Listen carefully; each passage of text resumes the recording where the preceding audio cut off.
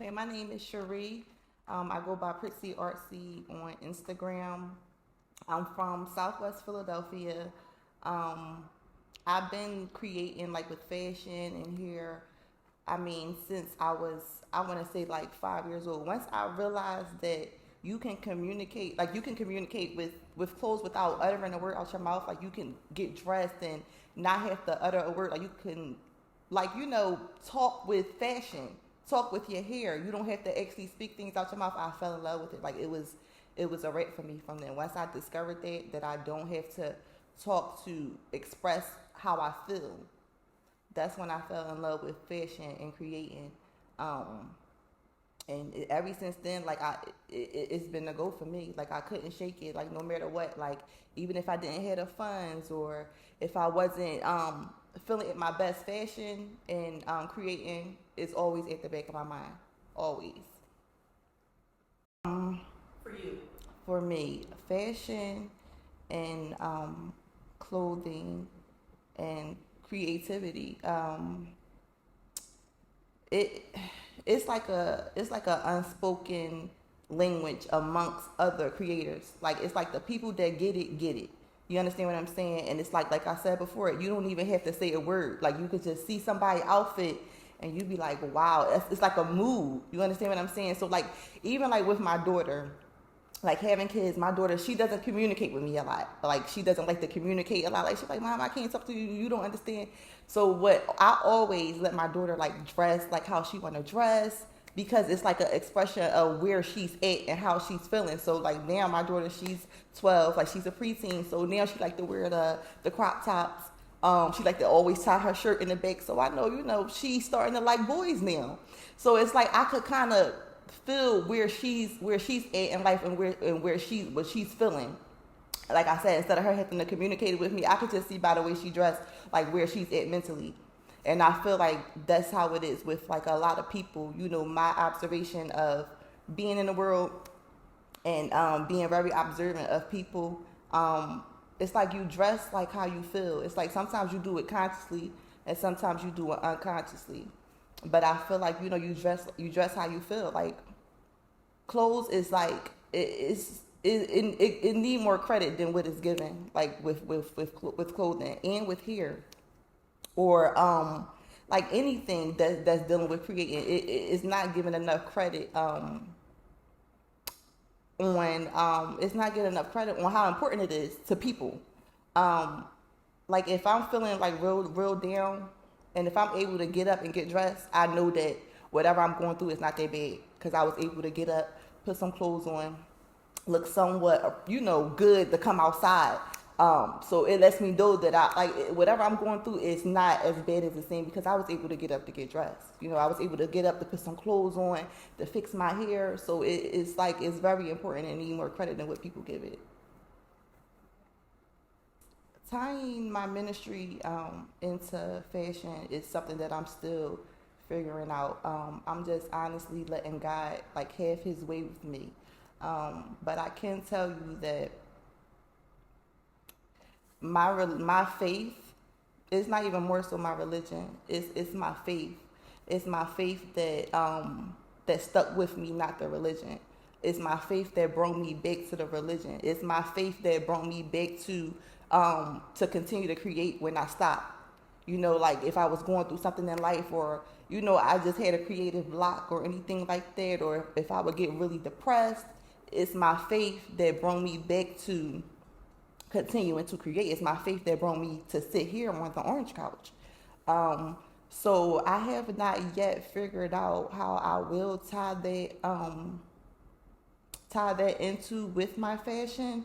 But it's like I'm walking with it. Like I'm walking with it. And I feel like slowly, like it will unravel and slowly, it will come to me on, the direct steps that I want to take as far as putting it together. Like I feel like it's just going to come together.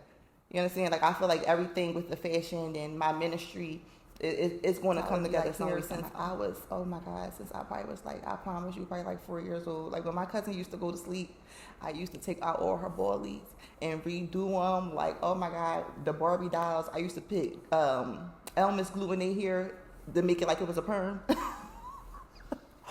I've been doing hair for so long. I did go to school. I went to Empire Beauty School.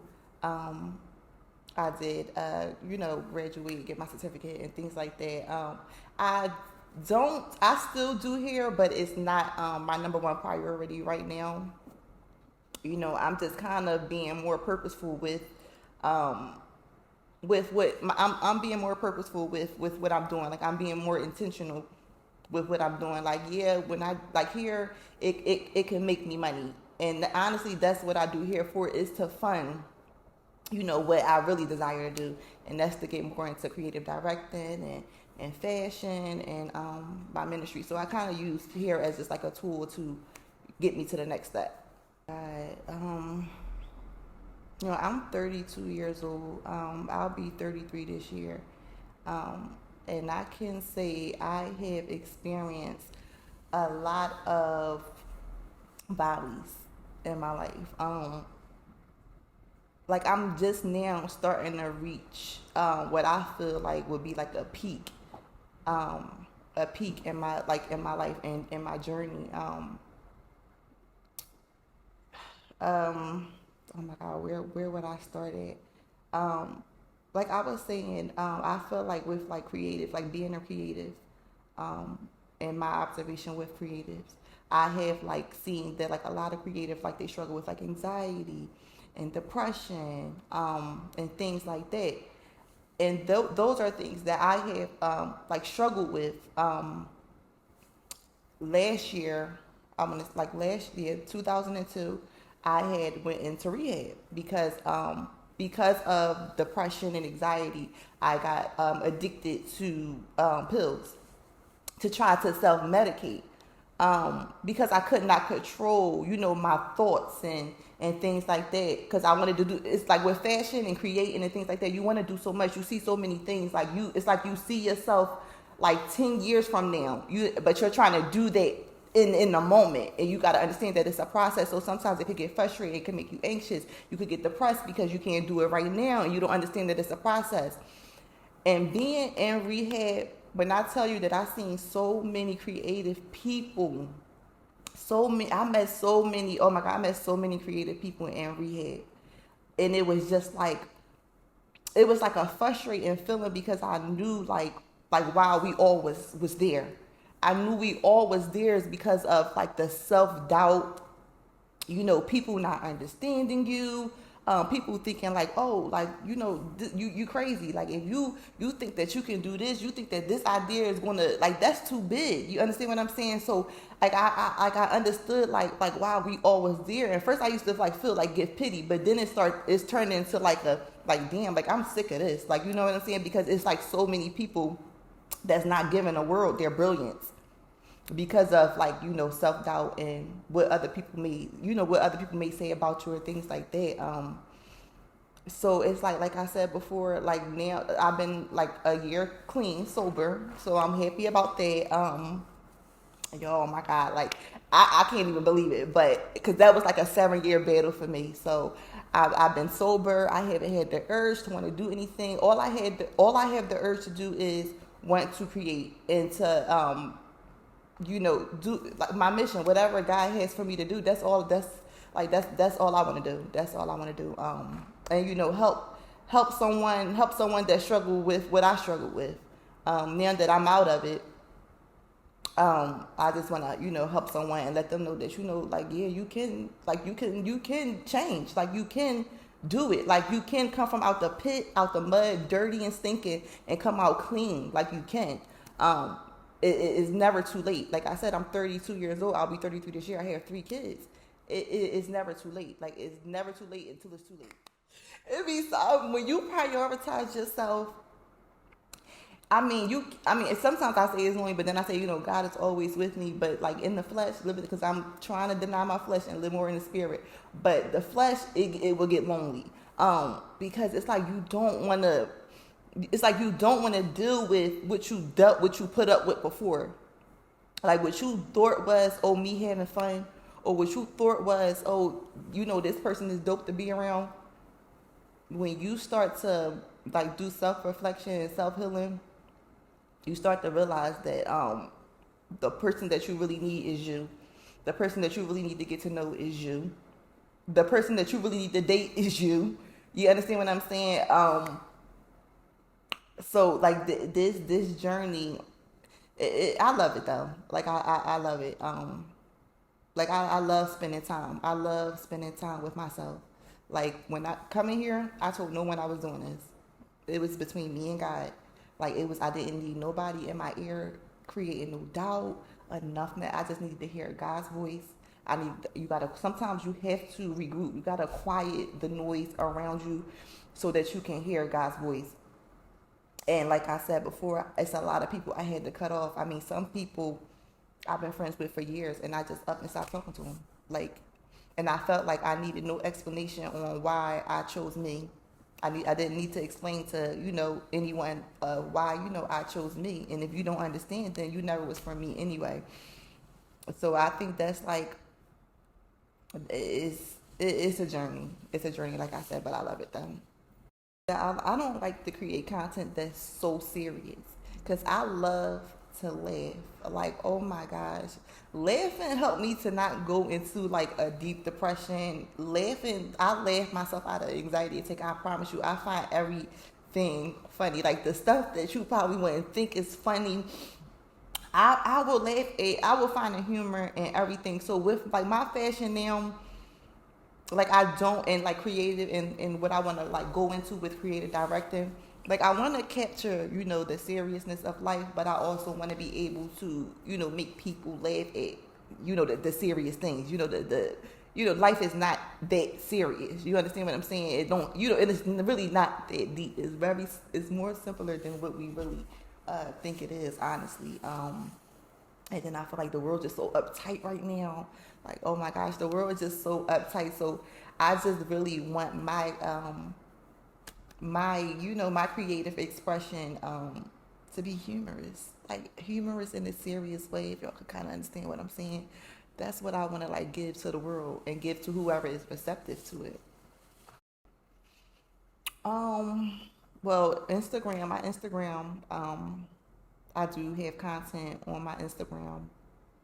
I do need to be more consistent and keep it flowing, and not stopping and going and stopping and going. I gotta keep it going, but I do have content on my Instagram and just be in the world. Like I'm telling you, like I said, I look at like art and creativity as everything. Like it's like I say, the fashion of life.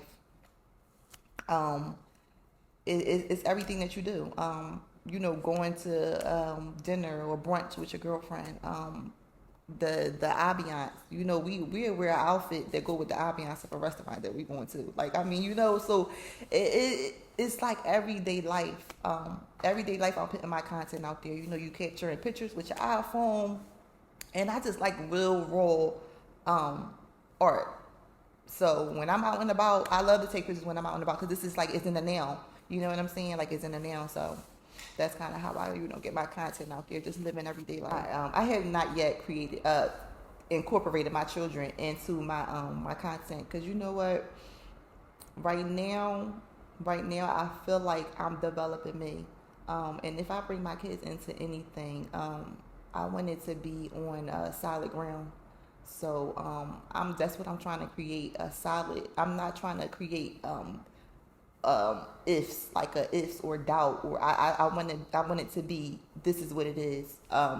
So I'm trying to get mommy right first, get my feet planted on solid ground, and then my kids they could come on in and walk the path with me, but I wanted to be on solid ground first. So now I'm just working on me with whatever like in me right now, and what's in me right now is me. So that's what I've been like focusing on as far as like creating my content and what it's based around. First and foremost, what I run to for my self-care is I run to God first. Prayer is definitely a self-care routine for me. And notice we say routine because, yes, it has to be a daily routine because sometimes we do not want to pray. Sometimes life get busy and we forget to pray. So I definitely add that into my routine. Like I must pray. Like I must get on my knees and I must cry out to God. I must get everything out of me that doesn't belong and give it to Him so that I can, recharge, refill myself with good things. So I have to pray. That is definitely part of my routine. I go to church. I participate in with the church activities like community outreach, things like that, because I must be a servant first. Before I do anything, I am a servant of God, and that's what I will always be. I am a sheep, so I must serve. Like that's like the core of me, and everything else that God put in me, then I'm able to do that once I handle that first. Self-care, drinking water. I love to drink me some lemon water. I just like to drink water because I feel like it makes me feel like it flushes out those toxins sometimes. Like sometimes because I be drinking a lot of coffee, sometimes it just gets, like I feel like something ain't working right up in there, like be too much. So I be having like drinking water, trying to eat a little bit better, maybe exercising, listening to music. Oh my God, I love to listen to music. I swear, I live my life like an R&B, like 2000 music video. I swear, like I really do. Like I live my life like an R&B 2000 music video. I love music. I feel like music ties in with fashion and creativity. It's like you cannot have fashion and creativity without the music. You can't have it. You can't have it without that. So listening to music and things like that. Hanging out with my girlfriends. That's part of my, my self-care too. Okay, so my closing quote is going to be a Bible verse, John 1st, chapter 1, verse 4. And it says, "Greater is he that is in me than he that is of the world." And what that means to all my creators, what God put in you, you're already great. God said that you are more than a conqueror. God said that you can do it. Now, he that is of the world, that's the doubt. That's the people that's saying, no, you dreaming too big. That's the people that's saying, oh, no, you crazy. Like, why would you wear that? Or that is what's in the world. Understand that what God put in you, that's who you are. Like when somebody says, it's like when you got an outfit on or something like that, you feeling yourself and you walking outside and somebody say, well, who do she think she is? That's who you are. How you felt when you put that outfit on before they said, who do she think she is? That's that feeling that you felt before you walked out that door and people created doubt in your mind and you believed it. That's who you are. God already put it in you. You cannot shake it. Don't try to shake it. You can't, because that's who God made you. So don't listen to the things of the world. Listen to what God already put you, like what God already put in you. Understand that that's who you are. Understand that you are more than a conqueror. Understand that you are great. Understand that you can do it. It don't matter how bad you messed up. It don't matter how bad you felt. You can always pick yourself back up, and you can always keep it pushing. Understand that, especially to my creators, especially, please do not believe that self-doubt. Do not let that voice in the back of your head win. Do you understand what I'm telling you? Don't let it win, because that's what its job is to do, is discourage you. That's the only job it's going to do, is try to discourage you. So don't let that voice in the back of your head win. I see so many people that let the voice in their head win, and they're in rehab on psych medication, can't even think for themselves. You don't have to become that. You do not have to become that. You can free your mind.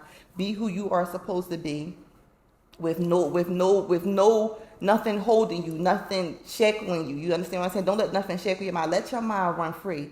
Be who you are and create. Continue to create. Creators make the world fun. We make the world fun. We make the world not so tense. You understand what I'm saying? They need us. So we got to stay out here. You understand what I'm saying? So that's just what I really want to say to my creators. Y'all got to keep going. I'm going to keep going for y'all. I'm going to keep going for myself. And we're going to do this too. That's it.